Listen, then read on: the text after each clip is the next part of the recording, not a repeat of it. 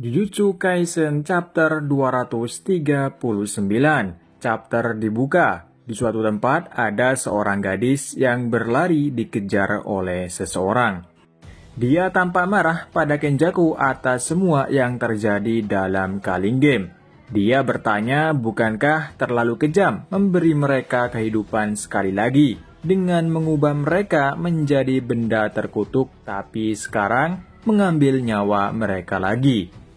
Dia kemudian tiba-tiba terjebak oleh kutukan tipe ubur-ubur. Dia tampak tidak bisa bernafas, kemudian dia mendengar suara Kenjaku. Kenjaku berkata, "Jika terlalu hambar, aku akan menambahkan lebih banyak rasa. Jika terlalu kuat, aku akan menambahkan lebih banyak rasa asli. Kalian seperti bumbu dan air bagiku. Aku tidak punya perasaan khusus terhadapmu." Namun wanita itu tidak menyerah, dia mencoba melawan, tetapi akhirnya Kenjaku langsung menutup kepalanya sepenuhnya dan berkata, "Meskipun aku tidak memiliki perasaan terhadap kalian, terkadang aku merasa kalian terlalu baik untuk disia-siakan."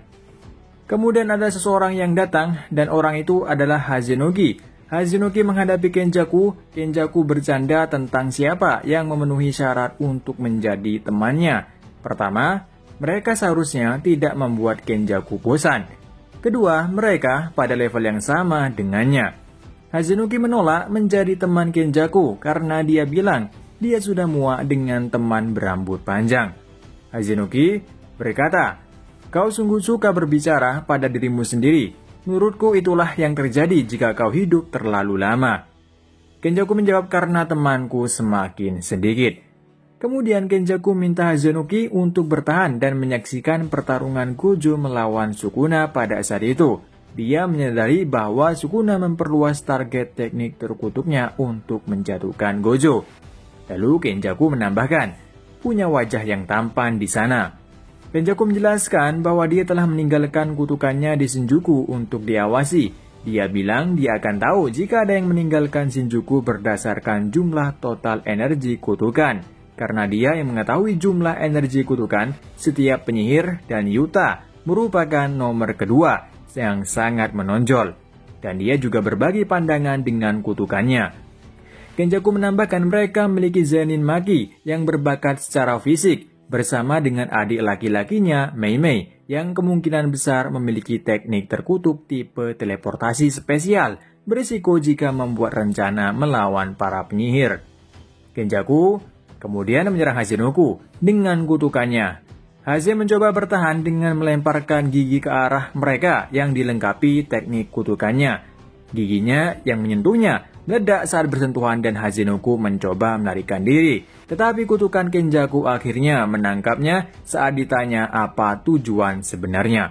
Kenjaku menjawab, dia akan mengakhiri Culling Game dengan menyingkirkan semua pemain dan dengan sumpah pengikatnya, dia akan mengaktifkan proses penggabungan Tengen dengan seluruh rakyat di Jepang. Lalu, Kenjaku bertanya pada Hazunogi, tidakkah kau ingin memastikan apakah sesuatu yang menurutmu menarik itu harus atau tidak? Bukankah itu arti hidup? Sebelum meninggal, Hazunogi menyuruh Kenjaku untuk melihat kotorannya sendiri setiap pagi untuk memuaskan rasa penasarannya. Kali ini kita melihat Tagaba tiba untuk melawan Kenjaku. Tak banyak menunggu, Kenjaku langsung menyerang Tagaba dan bertanya-tanya kenapa dia datang sendirian karena tidak ada pengawasan dari Mei Mei. Tapi Kenjaku bilang dia tidak tertarik dengan pemain yang sudah awaken, kecuali Higuruma. Tapi Tagaba selamat dari serangan Kenjaku, bahkan Kenjaku tidak percaya apa yang dia langsung lihat. Tagaba mengutuk Kenjaku sambil berkata, "Dasar biksu brengsek, kau mencoba membunuhku, aku tidak akan maafkanmu. Kau akan dipenjara." Kenjaku merasa ada yang tidak beres dengan Tagaba. Pikiran Kenjaku setelah melihat Tagaba selamat dari serangannya, apa itu tadi? Ini pertama kalinya aku merasakan hal seperti ini. Bukannya tidak ada kerusakan, sepertinya dia membuatnya jadi tidak ada kerusakan. Di akhir bab, Tagaba mengatakan ada banyak hal yang membuat kita bersemangat di dunia ini, tapi hal nomor satu yang membuat kita bersemangat adalah ketika seorang penghibur yang hanya ada di sana untuk mencocokkan angka-angka mengambil keseluruhan pertunjukan. Kenjaku menjawab, "Kau benar." Berakhir chapter kali ini. Ternyata chapter ini hanya menampilkan Kenjaku padahal semua orang menantikan pertarungan Yuji melawan Sukuna. Akibatnya banyak yang kecewa. Tapi memang seharusnya seperti ini. Soalnya dari awal Gojo melawan Sukuna kita belum diperlihatkan apa yang dilakukan Kenjaku saat itu. Jadi beberapa chapter mungkin kita akan melihat Kenjaku yang saat ini akan menghadapi Takaba. Takaba terbilang kuat. Karena teknik kutukannya, bahkan di chapter ini Kenjaku tidak bisa membunuh Takaba dengan sekali serang. Next, kita akan melihat pertarungan mereka berdua. Apakah pertarungan mereka berdua akan sangat epic atau hanya biasa saja? Karena semua fans Jujutsu hanya menantikan pertarungan Yuji versus Sukuna. Sampai ketemu lagi di review manga lainnya dan terima kasih yang udah nonton setia di channel ini. Sampai jumpa.